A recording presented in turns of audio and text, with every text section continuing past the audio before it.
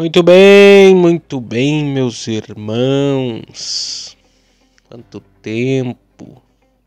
Tô devendo aí para vocês já 2 aulas, né, ou 2 EBDcasts que ficaram para trás. Quero começar já pedindo aqui perdão para os irmãos. E também vocês estão observando aí que eu tô gravando aí um vídeo áudio hoje. Porque para não ficar sem aqui postar um conteúdo para vocês, evidentemente, porque eu devo confessar que meu tempo tá bem curto e para gravar aqui com os irmãos fica difícil às vezes, né, para ter um tempo mais profundo de a gente gravar. Não estou podendo gravar também com o presbítero Gediel. E nós iniciamos, né, esse novo trimestre aí falando sobre a Igreja de Cristo e o Império do Mal, como viver neste mundo dominado pelo espírito da Babilônia.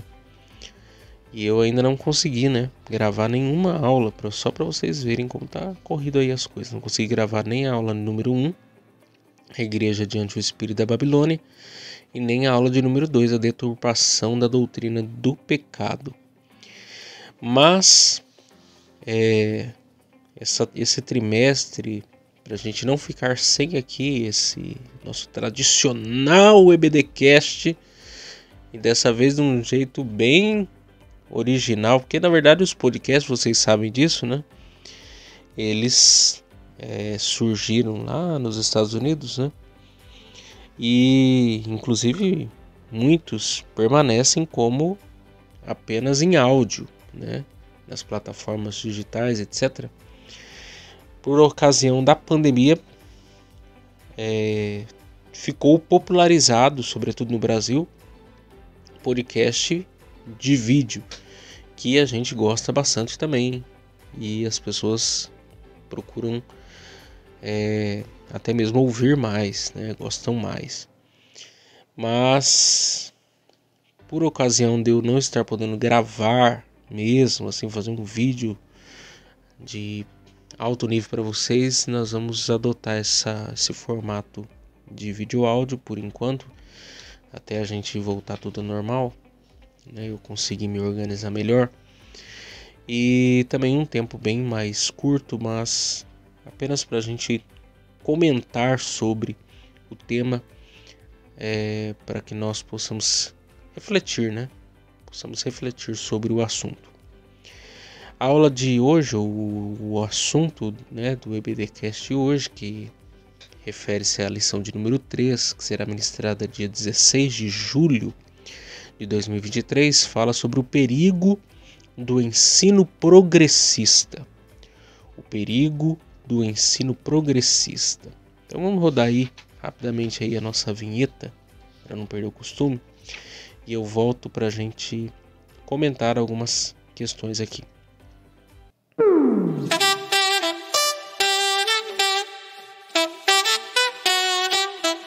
Muito bem, estamos de volta. O perigo do ensino progressista. O texto está lá em 2 Timóteo capítulo 3, verso 1, que diz: sabe, porém, isto, que nos últimos dias sobrevirão tempos trabalhosos. A verdade prática diz: os ensinos progressistas buscam desconstruir a fé cristã por dentro e afastar as pessoas do verdadeiro cristianismo bíblico, tornando-as meras militantes de causas sociais. Esse assunto, né, cristão progressista, a questão da política, no contexto religioso, isso tem se tornado, sobretudo no nosso país, algo até, infelizmente, devo dizer, comum. Seja à direita, ou à esquerda, ou ao centro. Fato é que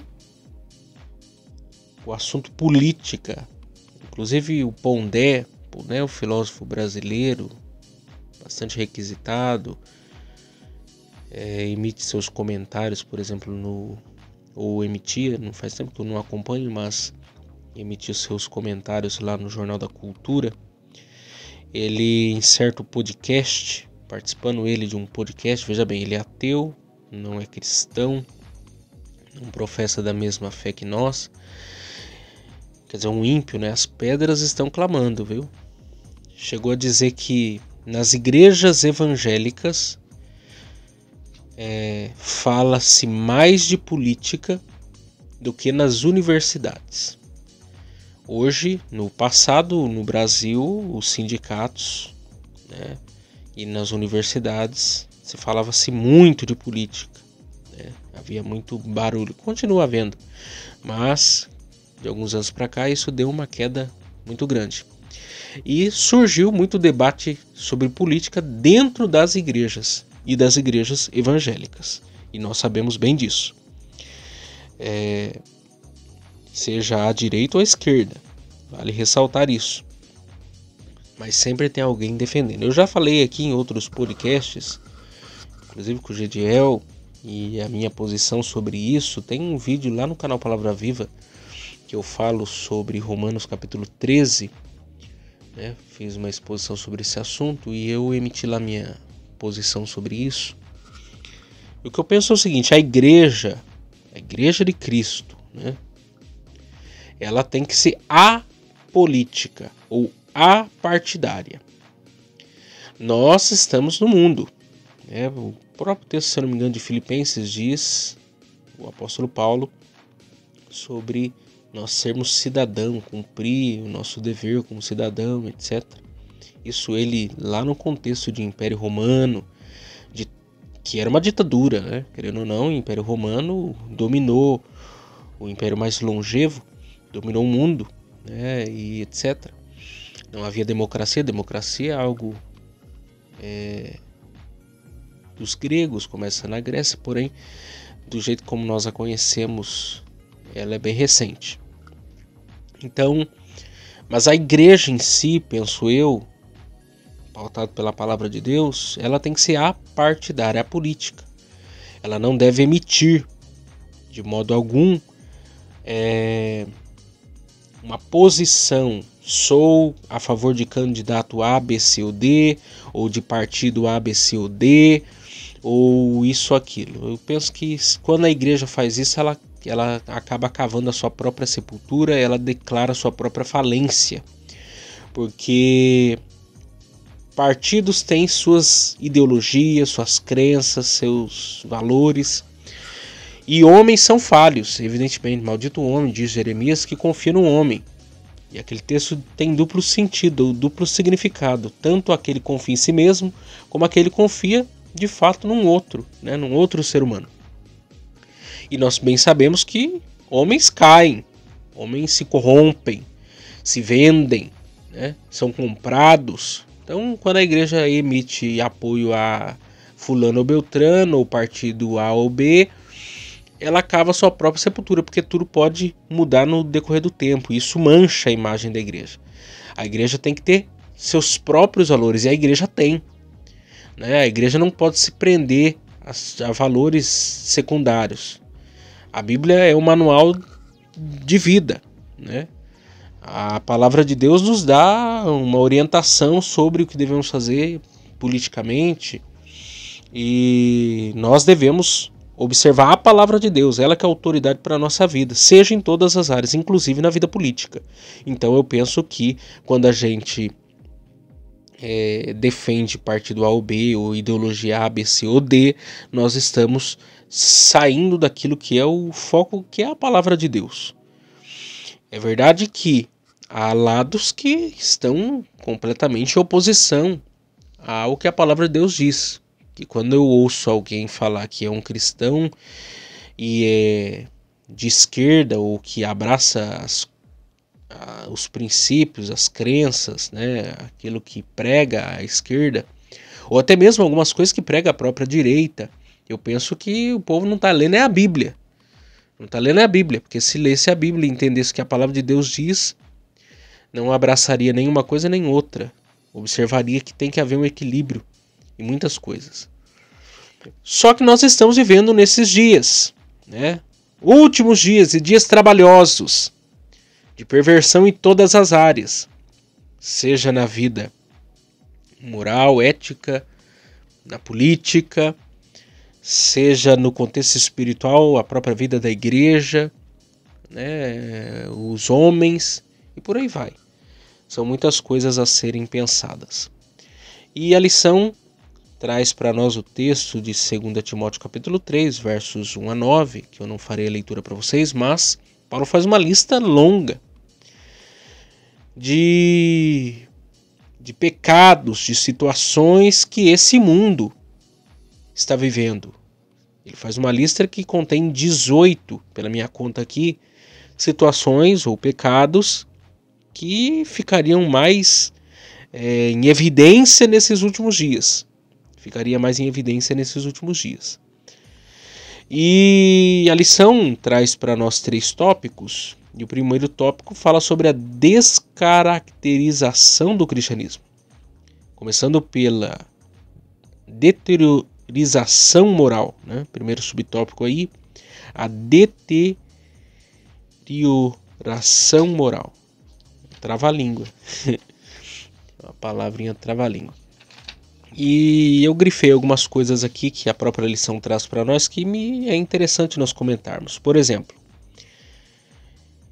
diz o primeiro subtópico aí, e o enfraquecimento da doutrina bíblica e o relativismo, que não aceita norma moral absoluta, instigam a má conduta da humanidade. Ou seja, quando nós falamos de desconstrução ou descaracterização do cristianismo, essa deteriorização moral, nós estamos falando do relativismo, que, segundo o Dr. Guizes, se eu não me engano é assim que pronuncia, no seu livro, esqueci o nome agora, mas fala sobre a pós-modernidade, Ichabod, né? Mas lá está falando especificamente da pós-modernidade. Ele diz que a secularização, a pluralização, o relativismo é o que manda no mundo atual. O que seria o relativismo? É colocar em xeque aquilo que é absoluto, aquilo que é a verdade. Alguém diz para você que tal coisa tem a cor branca. E vem o homem do pensamento moderno, pós-moderno, contaminado pela mentalidade pós-moderna e quer provar que o branco é verde ou é amarelo. Quer dizer, ele quer trocar o absoluto pelo relativo. E esse é o papel do diabo, isso é uma artimanha do diabo. Desde o princípio o diabo tenta trocar a verdade pela mentira. O maior propósito do diabo é esse. É chamar a luz de trevas e a treva de luz. Isso o próprio profeta já adverte lá atrás. Ele distorce a verdade. Ele tem compromisso com a verdade, por isso que ele nunca se firmou na verdade. E esse é um espírito da Babilônia nesses dias, o relativismo. A troca de valores. Né? É a releitura de conceitos absolutos construídos na história. Depois fala-se aqui no segundo subtópico sobre a erosão da ortodoxia. Né? Erosão fala de um desgaste, né?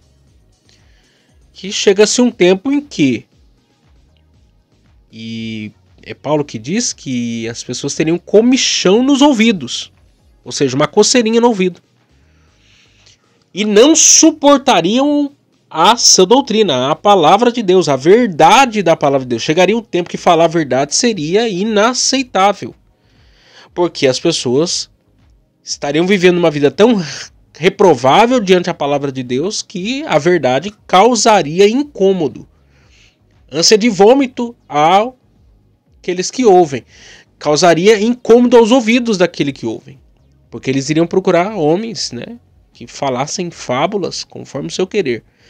Isso é o quê? É o relativismo entrando e tomando conta da mente e o coração das pessoas. Ainda no terceiro subtópico aí, no finalzinho, ele diz assim: Por isso, os pecados morais, a libertinagem, o abuso do corpo são tolerados, tais como a prostituição, a ideologia de gênero, as drogas, o aborto, o relativismo moral, etc. A rebeldia e a ausência de genuína conversão os impedem de alcançar o conhecimento da verdade. Por fim, o engano desses mestres e seus seguidores será objeto do juízo divino. Ou seja, hoje estamos vivendo numa releitura daquilo que a Bíblia diz que é pecado, né? Recentemente aí houve a polêmica envolvendo o André Valadão. E ele falou muito corretamente sobre o assunto, que estão chamando hoje pecado de problema e estão querendo resolver problema sem haver arrependimento. A Bíblia chama pecado de pecado e pecado se resolve com arrependimento. E querem resolver pecado como se fosse um problema, como se fosse algo natural, que não houvesse uma necessidade de um arrependimento, uma mudança de vida. Estamos nos esquecendo da doutrina do pecado, né? O pecado entrou no mundo e nós somos os responsáveis. Quem pecou não foi Adão e Eva, quem pecou foi Miqueias, foi João, foi Maria, foi Pedro. Quem pecou foi você, foi eu, foi seus filhos, seus netos. Nós pecamos. E por nós termos pecado, porque se fosse Miqueias lá no Éden, teria pecado também. Se fosse Pedro, teria pecado. Alguém fala assim, não, se fosse eu, não teria pecado. Teria pecado. Você é da mesma gênese de Adão, é da mesma gênese de Eva. Eles são representantes federais da raça humana. Ou seja, o pecado original foi cometido por um humano, como eu e você. Então, o que ele fez não foi particular. O que ele fez foi algo que universalmente todo homem faria. Ele é o cabeça representante federal. Por isso, o que ele fez, nós fizemos. E Deus é santo, né? Deus é santo. É tão sério esse assunto porque fala-se muito de amor, amor, amor, amor, amor, mas a Bíblia não exalta o atributo de Deus falando sobre o amor 3 vezes na Bíblia. O que é falado e repetido com ênfase na Bíblia sobre os atributos de Deus é o que? A santidade de Deus. Deus é santo, santo, santo. Você vai encontrar isso na Bíblia, mas você não vai encontrar em nenhum texto da Bíblia dizendo que Deus é bom, bom, bom, que Deus é amor, amor, amor, que Deus é justiça, justiça, justiça, ira, ira, ira, não. Você vai encontrar na Bíblia que Deus é santo, santo, santo.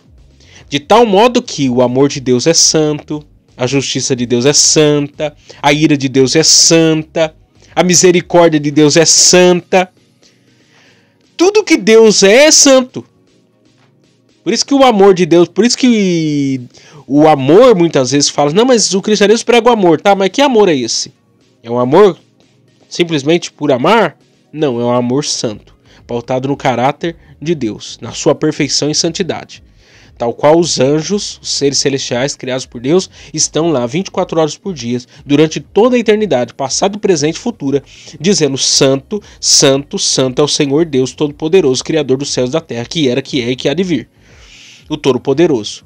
Quer dizer, nós precisamos entender isso. Só que nesse tempo, nessa geração, nesse contexto que nós vivemos, falar disso parece ser um abuso. No segundo tópico, fala sobre as teorias progressistas, né? E eles desconstroem a Bíblia. Por exemplo, sua principal característica é o repúdio à inspiração e inerrância da Bíblia. Ainda diz, o parâmetro progressista é reinterpretação das Escrituras para satisfazer as concupiscências ou a concupiscência humana. Esse é o propósito deles. Dessa maneira, tudo que a Bíblia diz como verdade, uma vez que eles não creem que a Bíblia é a palavra de Deus, ela apenas contém a palavra de Deus, porque há uma diferença muito grande entre uma coisa e outra, então aquilo que está escrito na Bíblia pode ser questionável, e nós não queremos isso. Disso vai surgir outras teorias, como teísmo aberto. Existem inclusive muitos coaches por aí no Brasil que partem dessa teologia, né? foram envenenados por essa teologia, como se Deus não fosse soberano, quem fosse soberano fosse o homem, que o futuro não tivesse definido certo, fechado, como se Deus estivesse à mercê das decisões humanas. Isso é uma heresia da pior qualidade, sem fundamentação nenhuma. Isso é dizer que Deus não é Deus. Deus é soberano, Deus não é tirano. Tirania é você usurpar, é você tomar a força, é golpe de Estado, algo que não lhe pertence. Soberano é aquele que é por direito.